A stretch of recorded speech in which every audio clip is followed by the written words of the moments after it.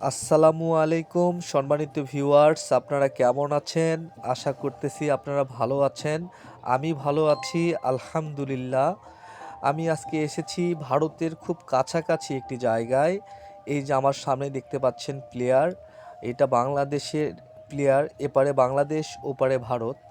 ওই যে মেয়ে দুটি দেখতে পাচ্ছেন বড়ই গাছে বাড়ি দিয়ে বড়ই পাড়তেছে, ওইটা কিন্তু ভারতের মধ্যে।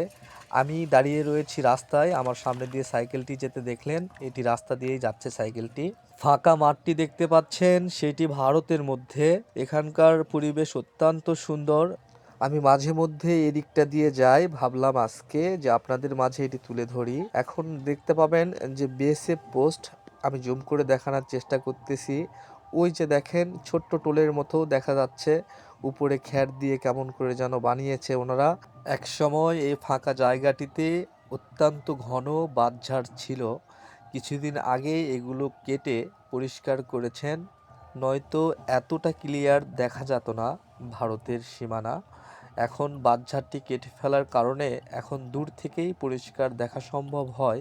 এপারেও একটি বেসেপ পোস্ট রয়েছে, আপনারা হয়তোবা দেখতে পাচ্ছেন কিনা জানি না, তবে আমি এখান থেকে দেখতে পাচ্ছি পরিষ্কার বিএসএফ একটি বসে রয়েছে ওখানটায়।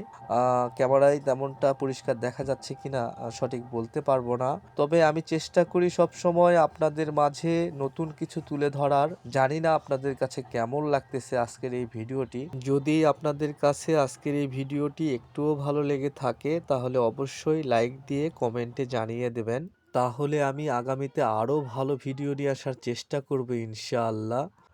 আর একটি বিষয়ে আপনাদেরকে বলতে চাই, আজকের এই ভিডিওতে আমার কথার মধ্যে যদি কোনো ভুল ত্রুটি হয়ে থাকে অবশ্যই ক্ষমা সুন্দর দৃষ্টিতে দেখবেন, এবং কি ভুল হচ্ছে সেই বিষয়ে যদি একটু জানিয়ে দিতেন তাহলে আমার জন্য খুব সুবিধা হতো সেই ভুলগুলো আগামীতে শুধরে নেওয়ার। কারণ আমি এটা মনে করি নিজের ভুল অনেক সময় নিজের চোখে পড়ে না।